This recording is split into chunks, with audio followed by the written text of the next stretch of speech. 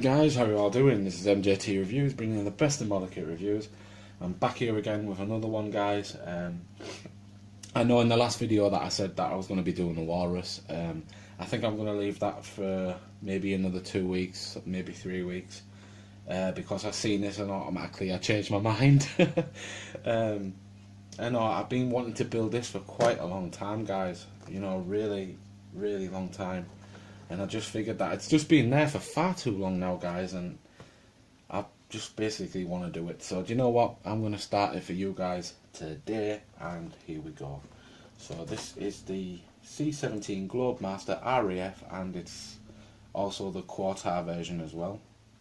So it's 36.2 centimeters, and it's 35.5 centimeters, so I think that's the length and the wingspan, so it's quite big in some ways. It's not the biggest, but it's alright.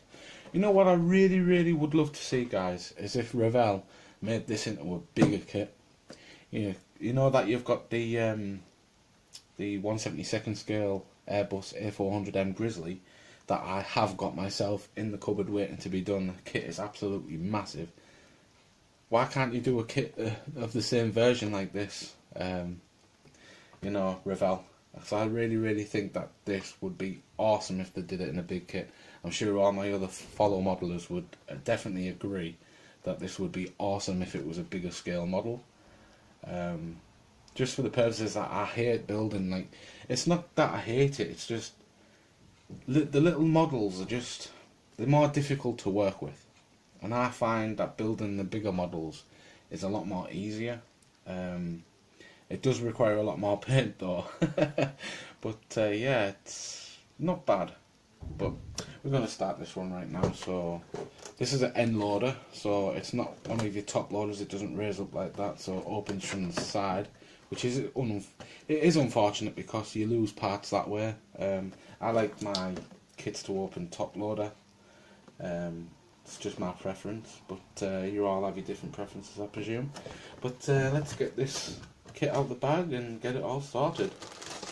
So we have one part of the sprue here. Pay attention, Airfix. Pay attention.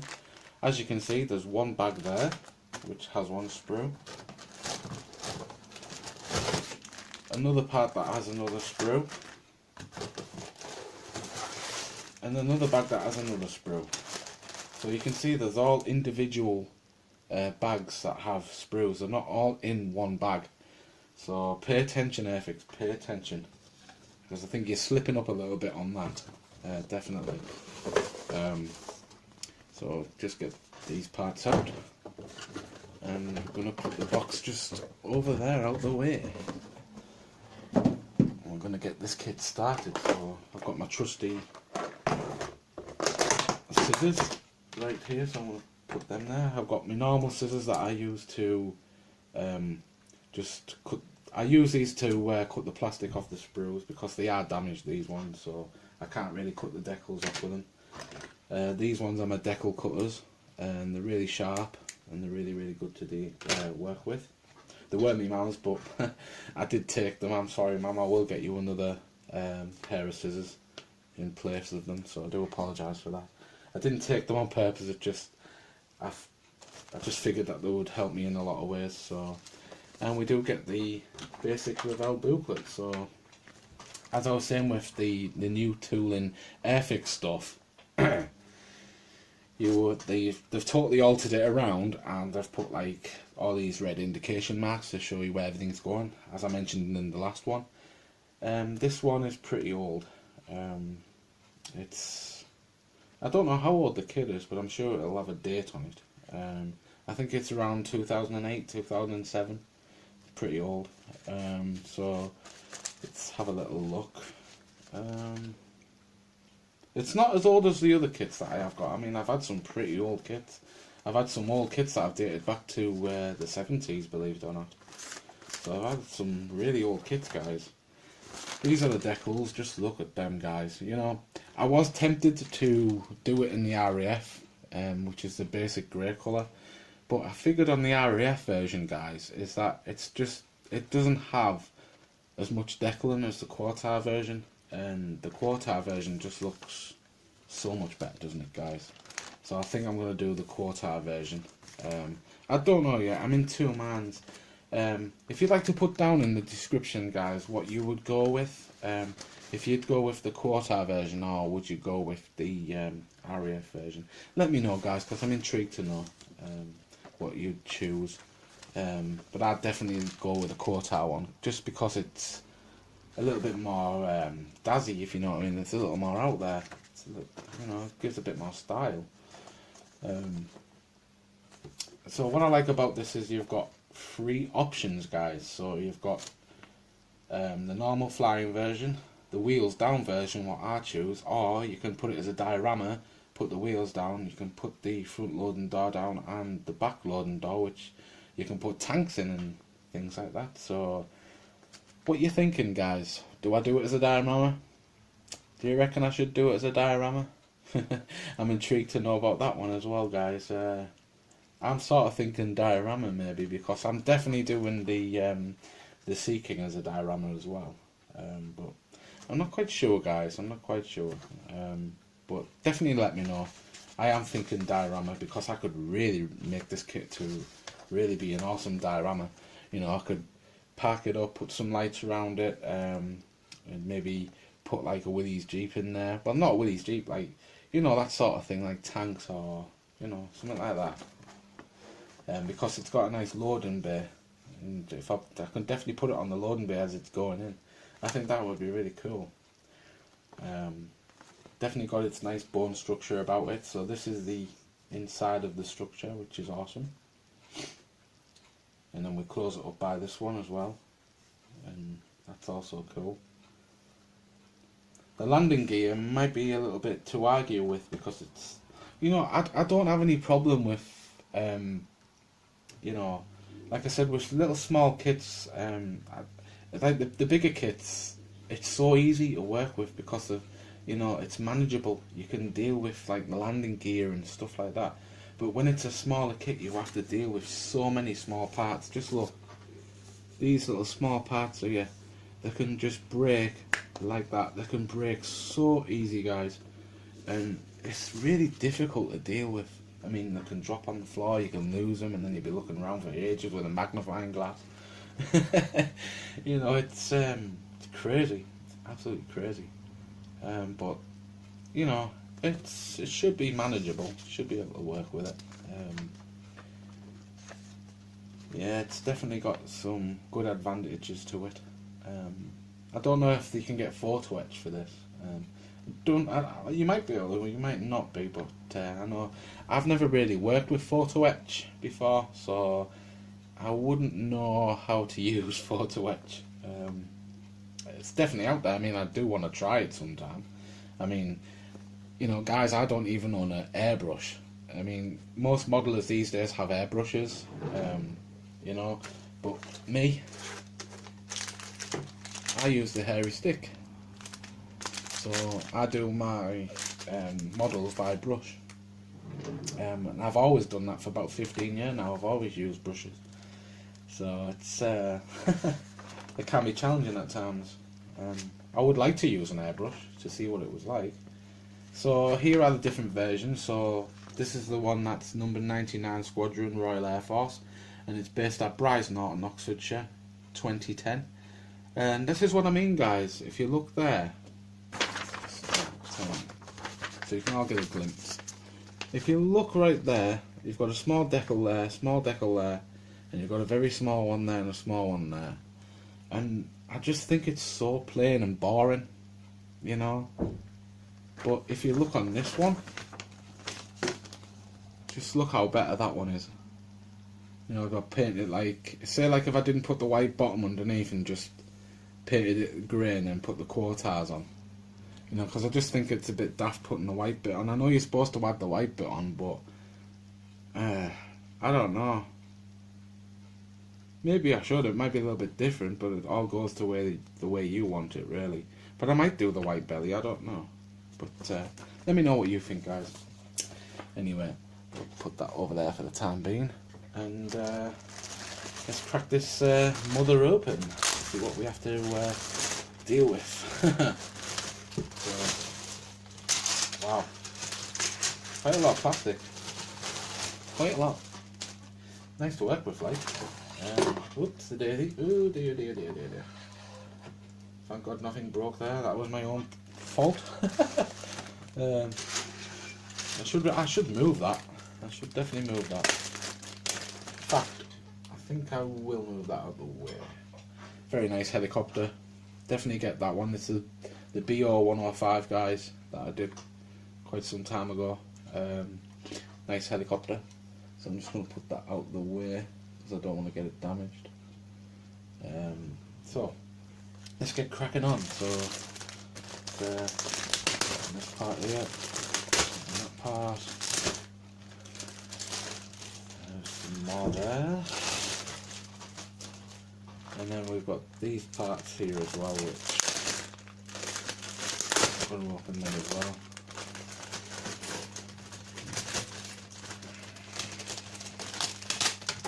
Oops. I'm dropping everything, guys.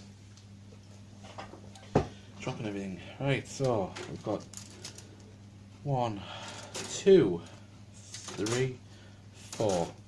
So we've got 4 pieces right there, 4 sprues, which has all the engines and all the fan blades and everything, and the engine cowlings, and then we have the little small glass part right here.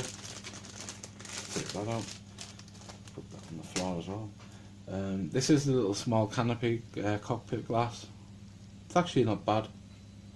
Now we've got the other little pieces as well. God, how tiny are those?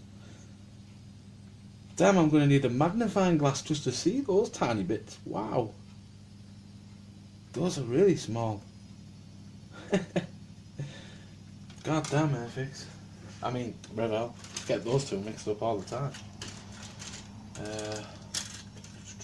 Well, let's have a little look, shall we? I presume that's part of the cockpit area. Yeah, it's this part here is the landing gear. Yep. We've got some little steps here, and we have the wing tips right here. Help it to reduce drag, I think, or I think they're to help it reduce drag. Not quite sure, but it looks cool with them on. And this is another part right here, which does have a nice texture to it. It's really, really nice. This is the loading area, the loading bay. And then we have the underbelly. This is the the underbelly of the fuselage. This is the cockpit area right here, which is also nice. Not bad. We have the wheel wells here, and then we have some more cockpit area there. We have the steps to where the door goes. I think I'm going to do this in a diorama, guys. I think it deserves to have a diorama on this one, because I reckon I could make it really, really cool. Let me know what you think. Do you know what I mean? Just look at it. It's got such a nice texture to it as well. It's actually quite big. It's not small. I mean, I've got the A400 144 scale, and that's going in a giveaway, guys, which starts at the 1st of April and ends on the 2nd of August. So you can all have your chance to get in there and just put down how long you've been subscribed for, and just basically tell me what got you into modelling and what you like about it. And it could be potentially you who wins. Yeah, this kit's a little bit bigger than the A400, so I'm pleased with that, actually. Very pleased. So that's definitely one part of the fuselage. Then we've got the other part right there, which is the same. Very nice.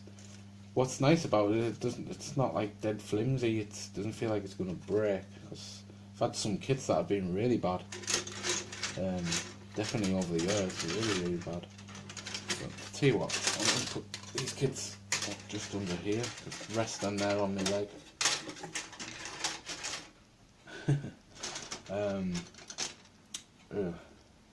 Right, we've sustained a little bit of an issue here, guys, and I think that's due to the packaging. So if I show you what's happened, guys, is the wings have warped a little bit. Can you see that? Can you see how the wings go down and they go up? So I'm definitely going to have to sort that out. I think I might put some grips on it and just leave it there overnight. Maybe it will straighten itself out. If you've got any other tips on how to get the warpiness out of the wings, that'd be a great idea. Of course, that's just ugly. Don't think I really want that part of my modelling. As you can see, those front wings there are straight. They're really nicely detailed as well. That's really sweet. Yeah, guys, this kit was made by Revell in 2008. So it's not that old, but it is old because it's 2018 now, so it's a couple of years old. But who cares? It's still going to be good to work with.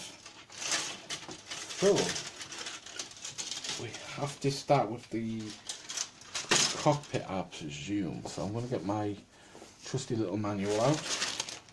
I'm not going to start with the decals yet.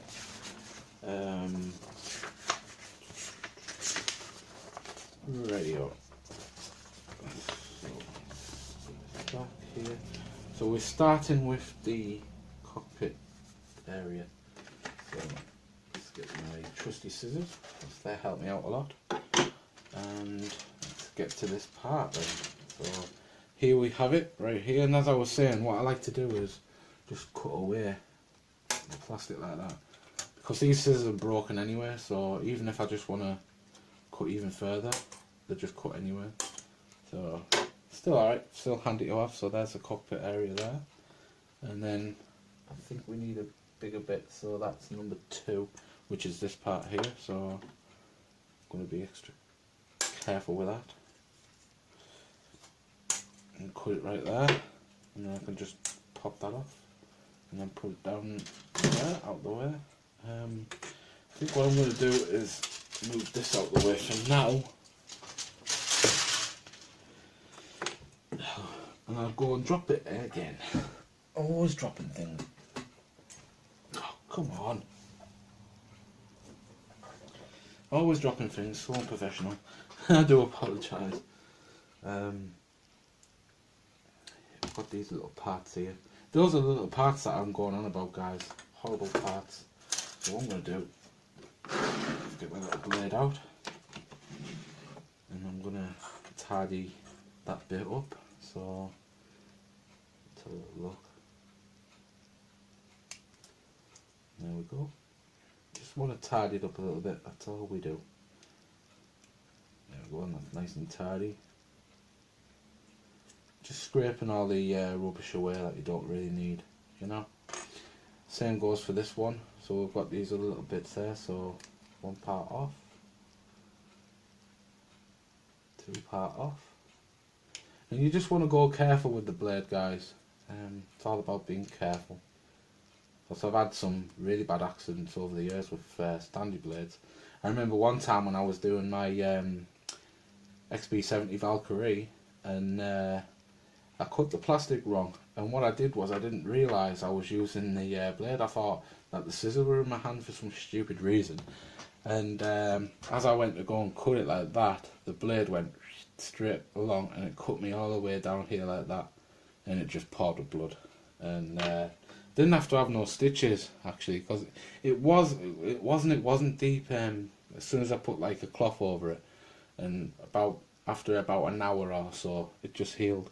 And it just didn't bleed anymore, so I just left it, because we all know if you put plasters on, it doesn't heal properly.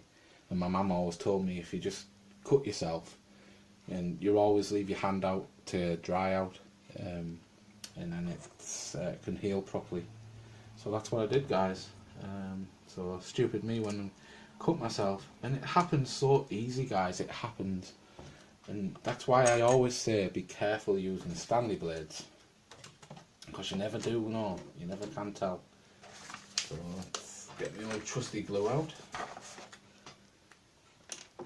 Just take the nib off there. And these can also dry out as well. And I've had some problems with those as well, especially these little bits here. And sometimes the glue gets trapped inside, and it's such a pain to get the glue out. Normally I just take that bit out, throw it away, get another couple of them, and they may be like 3 or 4, and then take the nib out of one of them, put it back in there. So that's how I do it. Sometimes you have to avoid things like that, guys. So just be careful when you're using Stanley blades, that's all, guys, because it is frightening. It's actually scary sometimes, because you don't want it to cut yourself deep and you end up in hospital, you know. Then they start asking questions, oh, why did you do it? Especially if you're a child as well. Christ's sake, I would hate that. So that's another reason why, if I had children, I would never let them use a Stanley blade. Never. Always let the adults do it. Because you never can tell. And you don't want your family getting blamed for something stupid and silly. So there we go. There's part of the cockpit area, and it's really nice, that. I like that, went together quite well. Right, now it's telling me to cut away sections. So, right. So if I was to have the front loading door down, I'm going to have to cut away that part there. So let's have a little look, shall we? So it's on this part here, isn't it? Yeah, so it's saying I have to cut away like down here and down there and down there. Okay, that's a bit silly. That's a bit silly, guys. I mean, you know, they're telling me to cut down that part there and that part there and down there, but they've got the linings there, but they could have made the linings a bit easier to cut. That's what I mean, it's so easy to cut yourselves. So easy. I'm just going to put that over there. I'm going to try and do this.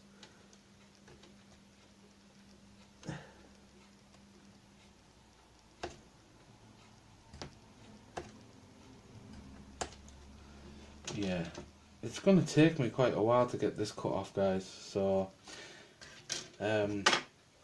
yeah, I think I'm going to leave it there, guys, because that's going to take a while for me to cut off. So, but anyway, I've started the glabemaster now, guys, so thank you all very much for watching. I'm going to continue with this until I can get that bit off, and then I will see you in progress part 2 and part 3 tomorrow. So stay checked in, guys. So thank you very much for watching. Like, share and subscribe this with your friends, let them all know about my channel, and thanks very much for watching, guys. Bye now.